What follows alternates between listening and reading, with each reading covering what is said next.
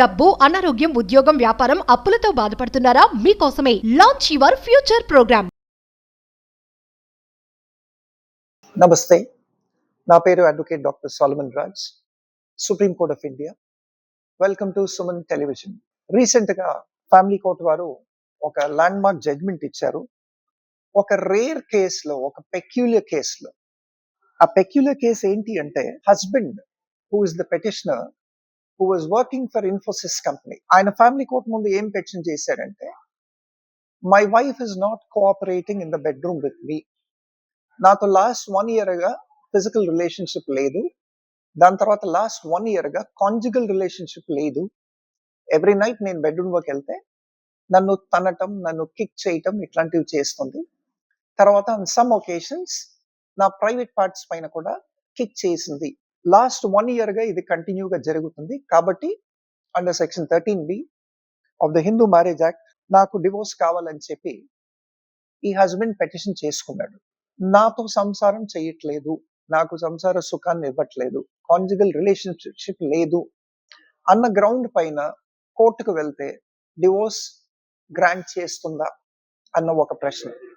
అంతకుముందు వేరే సందర్భాల్లో సుప్రీం కోర్ట్స్ కానీ వేరే హైకోర్ట్స్ కానీ ఇట్లాంటి గ్రౌండ్స్ పైన డివోర్స్ గ్రాంట్ చేశారా అన్న ఒక question. According to the Hindu marriage act under section 13B, there are 7 different grounds.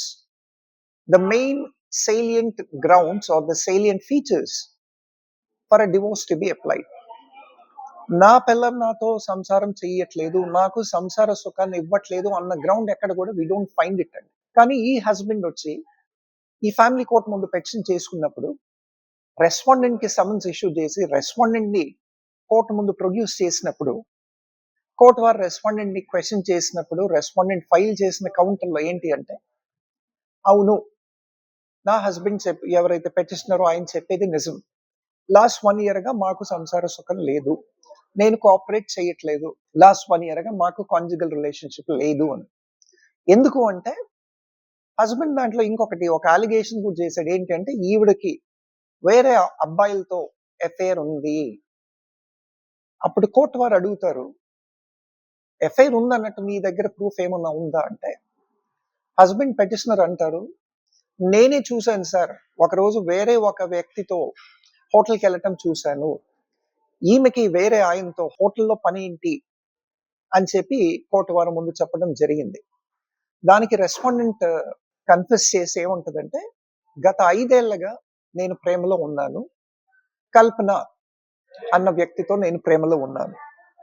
Court వారు అడిగారు, అదేంటమ్మా నువ్వు ఒక ఫీమేల్ పేరు చెప్తున్నావు కదా అంటే, అవును సార్, నేను ఒక లెస్బియన్, గత 5 ఏళ్లుగా నేను కల్పన ప్రేమించుకుంటున్నాము, నాకు మగవాళ్ళంటే విరక్తి, అందుకనే నా భర్త బెడ్రూమ్లోకి వచ్చినప్పుడు ఆయన్ని తనటం అది చేయటం జరుగుతుంది, ఆయనతో నేను సంభోగంలో పాల్గొనట్లేదు ఎందుకంటే నేను లెస్బియన్ కాబట్టి అని. కోర్టు వారు కూడా అవాక్కయ్యారు, అందరూ అవాక్కయ్యారు.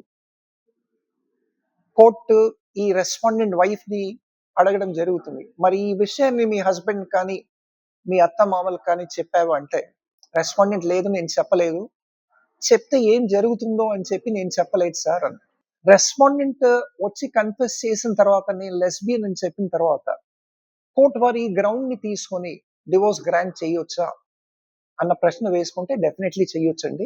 ఎందుకంటే అంతకుముందు మనం చూసాము, సుప్రీం కోర్ట్ ఆఫ్ ఇండియా వారు, various high courts of different states ఇట్లాంటి సందర్భాన్ని, ఒకవేళ కాంజుగల్ రిలేషన్షిప్ భార్యాభర్తల మధ్య లేకపోతే, అది భర్త వల్ల కావచ్చు లేదంటే భార్యల వల్ల కావచ్చు, కాంజుగల్ రిలేషన్షిప్ తర్వాత ఫిజికల్ రిలేషన్షిప్ లేకపోతే డెఫినెట్లీ దాన్ని క్రూయాలిటీ కింద పరిగణించి డివోర్స్ అయితే గ్రాంట్ చేశారు.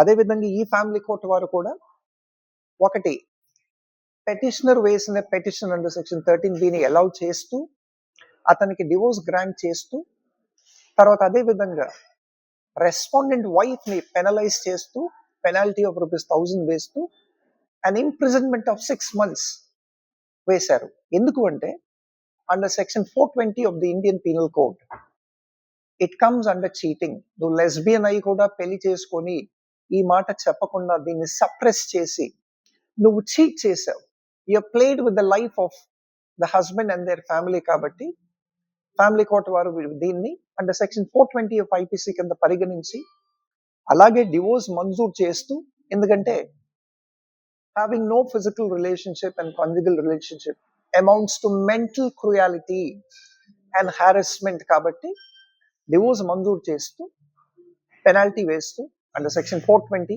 ఆఫ్ ఐపీసీ ఇంప్రిజన్మెంట్ కూడా వేశారండి. అందుకనే భార్యలు కానీ భర్తలు కానీ ఇట్లాంటి సిచ్యువేషన్స్ ఎవరైనా ఫేస్ చేస్తే definitely you can approach your concern jurisdictional family courts అండి. ఫ్యామిలీ కోర్ట్స్ ఇట్లాంటి సర్కమ్స్టాన్సెస్ని క్రుయాలిటీ కింద తీసుకొని, మెంటల్ హారెస్మెంట్ కింద తీసుకొని, your right to having sex with your partner, when you are infringed of your right, cognizance of this, and the court will allow you. Thank you.